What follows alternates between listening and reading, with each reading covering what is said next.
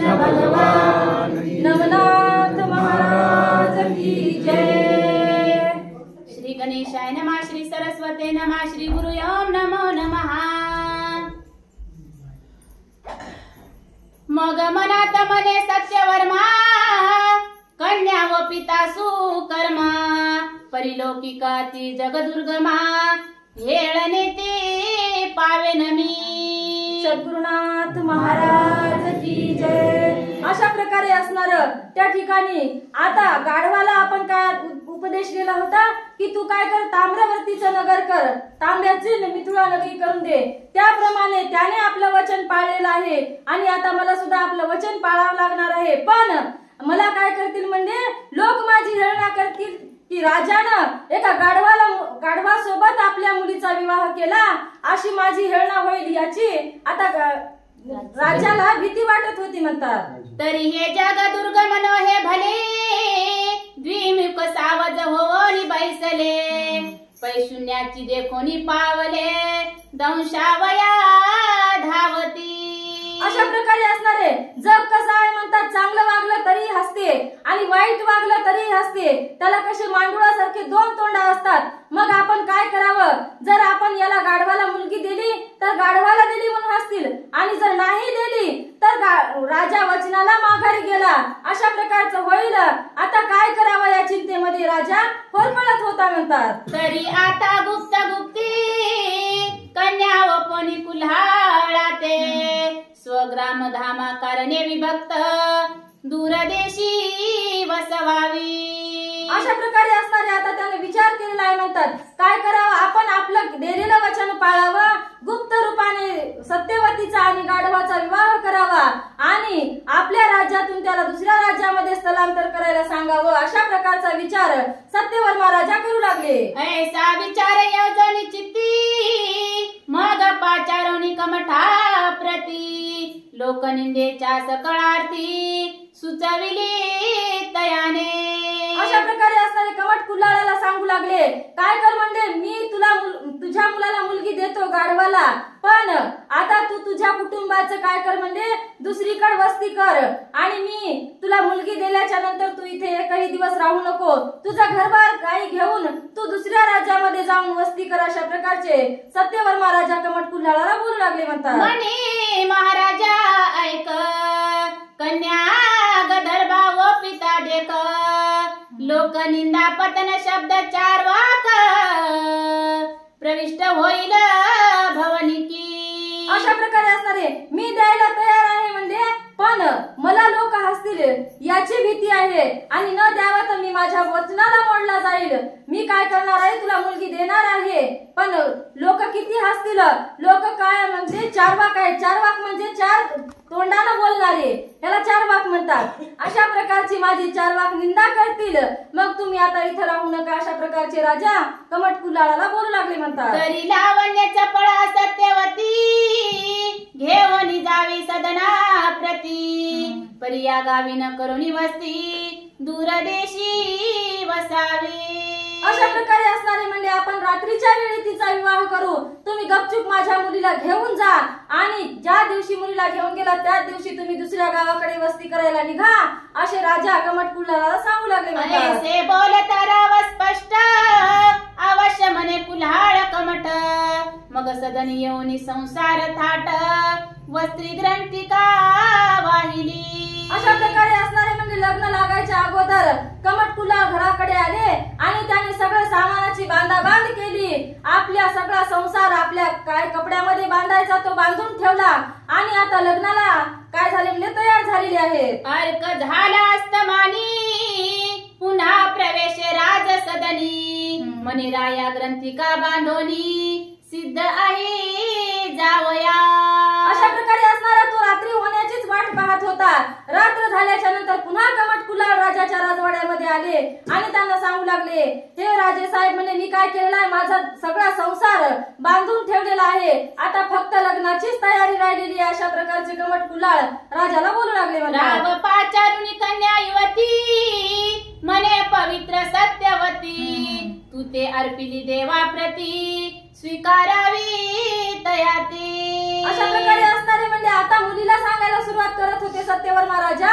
हे बघ म्हणले सत्यवती, मी काय केलेलं आहे, तुझ्या माघारी मी निर्णय घेतलाय, पण मी तुला काय म्हणले देवाला दान केलेलं आहे, मी तुझा विवाह देवासोबत करणार आहे, असे कमट सत्यवर्मा राजा आपल्या मुलीला सांगू लागले. म्हणतात मनशिला परीक्षिले कैसे, तरी मी तुला ताम्रवती लेशी, क्षणन लोटता केले असे, तस्मात देवा निश्चयतो. अशा प्रकारे असणारे कमट सत्यवर्मा राजा आपल्या मुलीला म्हणू लागले, तुझ्या मनात शंका येईल म्हणले, तुम्ही काय त्याची परीक्षा घेतलेली आहे, तो गाढवाच्या रूपामध्ये देव कसा होऊ शकतो. तर ऐक म्हणले, मी त्याच्यावर एक अट घातली होती की ताम्रवतीचं नगर म्हणजे तांब्याचं नगर त्यानं काय एका रात्रीमध्ये करावं, पण एक रात्र सोडून दे म्हणजे त्याने एक प्रहर सुद्धा लागू दिलेली नाही, एका क्षणामध्ये ताम्रवतीचं नगर केलेलं आहे. ही परीक्षा, या परीक्षेमध्ये तो गाढव उत्तर देता झालेला आहे, म्हणून मी तुला त्याला ओपित आहे, असे सत्यवर्मा राजा आपल्या मुलीला सांगू लागले. म्हणतात तरी तू त्या स्वीकारून ओळखी आणि जे कोणाचा कोण, मी तोची परीक्षेला निश्चय करून देवता रूपी गधर्भतो. अशा प्रकारे असणारे राजा बोलू लागले, मी फक्त देव म्हणून तुला देत आहे, पण तू त्याची सगळी खरी खानाखून ओळख करून घे आणि तू काय कर म्हणजे हिशोबानं त्याच्यासोबत वागून तो कोण आहे, कोण्या देवाचा अवतार आहे, अशी सविस्तर माहिती तू तुझ्या पद्धतीने काढून घे.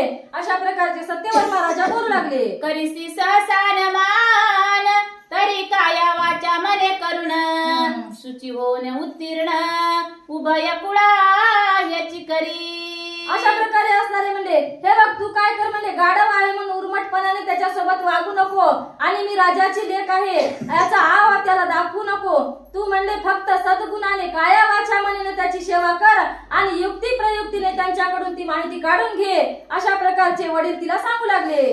जरी गधर्भ मनोनी अपमानिसी, तरी डाग लागेल मम कुळासी, आणि तो कोपला विपर्यासी,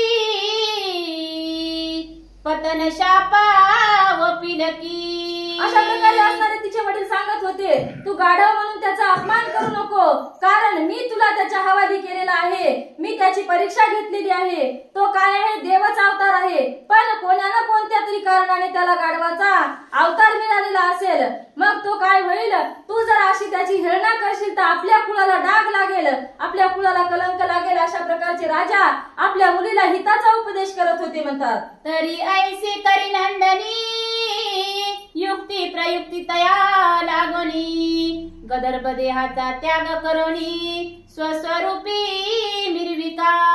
अशा प्रकारे असणारे म्हणजे तू काय कर, युक्ती कर, खूप नाना प्रकारे त्यांची विनवणी कर व जशा प्रकारे होईल तशा प्रकारे त्याला तू गाढवाच्या रूपातून बाहेर काढण्याचा प्रयत्न कर, असे त्याचे वडील म्हणजे सत्यवर्मा राजा आपल्या मुलीला सांगू लागले. म्हणतात तेने करोनी उभय कुळ पक्षी, उद्धारार्थ मिरवेल दक्षी, तरी आता शुद्ध कांक्षी कमट सदना सेविका. अशा प्रकारे असणारे सत्यवर्मा राजा सांगत होते, मुलीनं जर चांगलं वागलं तर काय करेल म्हणजे दोन्ही कुळाचा उद्धार करू शकते, आणि मुलगी जर वाईट झाली तर दोन्ही कुळाचा नाश होऊ शकतो. तर तू काय करशील म्हणजे माझ्याही कुळाचा नाश करणार नाहीस आणि गाढवाच्या रूपाचा सुद्धा तू उद्धार करशील, अशा प्रकारची युक्ती कर. आणि आता म्हणजे तू काय कर, झाकल्या मुठीनं काय कर म्हणजे गमट कुलाराच्या घरी जायला सुरुवात कर, असे सांगत होते. म्हणतात ऐसे बोलता तिथे सदनी, अवश्य मनोनी शुभाननी, मग कुल्लाळ ग्रही जात घेऊनी, निशी माझी संचरली. अशा प्रकारे असणारे आपल्या वडिलांच्या बोलण्याला होकार देऊन ती कमट कुलाळाच्या घरी जायला तयार झालेली आहे. म्हणतात आणि रात्र झाल्याच्या नंतर आता कमट कुलाळाच्या घरी सत्यवती निघाली आली आहे. संचरली घरी म्हणता, बोटा लावणी दावी भरता, सत्यवती ऐसे बोलता, राव पुसे कमठाते. अशा प्रकारे असणारे म्हणजे कमट कुलाळाच्या घरी कुंभाराच्या घरी आल्याच्या नंतर तिने विचारलेलं आहे, हे बाबा म्हणली माझे पती कोणते आहेत म्हणून विचारल्याच्या नंतर सत्यवर्माने दाखविलेलं आहे की ह्या गाढवाकडे बोट करून दाखवलं आणि हे तुझे मालक आहेत म्हणले. अशा प्रकारचे सत्यवर्मा राजाने तिला ओळख करून दिलेली आहे. म्हणतात राव पुसे कमटा सही, दाविताची राव लागे पायी म्हणे महाराजा हे जावई पाळन करी कन्येचे. अशा प्रकारे असणारे यानं काय म्हणजे खुनेलाच दाखवलं होतं, पण यालाही पक्की खून नव्हती की हे जावई असतील म्हणून. मग त्याने पुन्हा कमट फुलाला विचारलेलं आहे आणि आपल्या शंकेचं निरसन केलं आणि लगेच आपल्या जावयाजवळ जाऊन म्हणजे सुलोचन गंधर्वाच्या जवळ जाऊन त्याने त्यांचे पाय धरले म्हणतात आणि त्यांची विनवणी करू लागले, प्रार्थना करू लागले की म्हणजे हे जावई तुम्ही काय करा म्हणजे माझ्या कन्येचं पालन चांगल्या प्रकारे करा आणि माझ्या कन्येचा तुम्ही स्वीकार करा. अशा प्रकारची प्रार्थना कमट सत्यवर्मा राजा गाढवाला करू लागले म्हणतात. ऐसे बोलता तया पर गदर्भ बोलता झाला उतर राया तव भाग्य असे थोर मी जावई तुझासे. अशा प्रकारचे राजाचं बोलणं ऐकल्याच्या नंतर गाढवानं उत्तर द्यायला सुरुवात केलेली आहे. हे म्हणले सत्यवर्मा राजा तुझं नशीब खूप चांगलं आहे, म्हणजे तुझा भाग्याचा उदय झालेला आहे म्हणून मी तुला जावई मिळालेला आहे. अशा प्रकारचे गाढव ते आपल्या सासऱ्याला बोलत होते म्हणतात. पाहे माझी कळा गदर्भ देही लोक याती म्हणतील काही परी हे असो निंदा प्रवाही परी धन्य भाग्य तुझे की. अशा प्रकारे म्हणजे हे बघ म्हणजे मला जरी गाढवाचा देह प्राप्त झालेला असेल, जरी लोकांनी तुझी हेळना केली, चेष्टा केली की कारण तू गाढवाला मुलगी दिली, तरी तू त्यांच्याकडे लक्ष देऊ नको म्हणले, कारण मी हा गाढव नाही आहे. अशा प्रकारचे सत्यवर्मा राजाला गाढव बोलत होते म्हणतात. राया तरी ऐक माता शक्र शापे गधर्भ देहाते मी विचारतो कृती ममते ना तरी सुरोचन गंधर्व मी. अशा प्रकारे असणारे सांगत होते मी काय जन्मताच गाढव नाही म्हणजे मी काय होतो इंद्राच्या दरबारातील सुरोचन गंधर्व आहे, म्हणजे स्वर्गात राहणारा देव आहे, पण इंद्राच्या शापामुळे मला हा गाढवाचा देह प्राप्त झालेला आहे अशी माहिती सुरोचन गंधर्व सत्यवर्मा राजाला देऊ लागले म्हणतात. मग मुळापासून समूळ कथा सांगोनी तो शविलेंद्र पनाथा ऐशी नृपे करुणी वार्ता तुष्ट चित्ती मिरवला. अशा प्रकारे असणारे सुरोचन गंधर्व सांगत होते माझ्या हातून चूक झाल्यामुळे मला इंद्राने शाप दिला आणि मला गाढवाचा देह प्राप्त झाला, पण मी काय हा गाढव राहणार नाही. अशा प्रकारची माहिती सुरोचन गंधर्व सांगू लागले म्हणतात. मग देवनी लावण्य राशी राव गेला स्वसदनासी भरता देवनी सत्यवतीसी कुल्हाळा ते प्रार्थनिया. अशा प्रकारे असणारे मग सुरोचन गंधर्वाचं बोलणं ऐकल्याच्या नंतर जरासं राजाला समाधान झालेलं आहे म्हणतात की माझा जावई काय गाढव नसून सुरोचन गंधर्व आहे असं वाटल्याच्या नंतर राजा समाधान पावला आणि आपली मुलगी त्याच्या हवाली केली आणि कमट फुलाला सुद्धा नमस्कार करून आता सत्यवर्मा राजा आपल्या राजमहालाकडे निघाले म्हणतात. राव जाता स्वसदनी कमट सत्यवतीसी घेवनी अवंतिकेचा मार्ग धरुनी गमन करी रात्री तो. अशा प्रकारे असणारे राजाला निरोप दिला आणि आधीच आपली संसार ग्रंथिका बांधून ठेवलेली होती म्हणतात कमट कुलाने जाण्याकरिता, आणि आता त्यांनी सुद्धा ही राज्य मिथुळा नगरी सोडली आणि आता अवंतिकेचा मार्ग धरलेला आहे असं सांगत आहे. असो आता पुढील अध्यायी सत्यवती करील काही त्याची कथा परिसावी अवधान देवनिया. अशा प्रकारे असणारे म्हणजे आता पुढच्या अध्यायामध्ये दुसरी एक रसाळ कथा ऐकायला मिळणार आहे की या गाढवाच्या देहामधून सत्यवती आता त्याला कशी बाहेर काढील आणि मानव वेशामध्ये कोणत्या प्रकारे आणील, ही कथा आता पुढच्या अध्यायामध्ये आपल्याला ऐकायला मिळणार आहे असं सांगत आहे. धुंडी सूतन हरिवंशी मालू नटला संत सेवेसी सेवा प्रसाद तयापाशी रात्रंदिन मागतसी.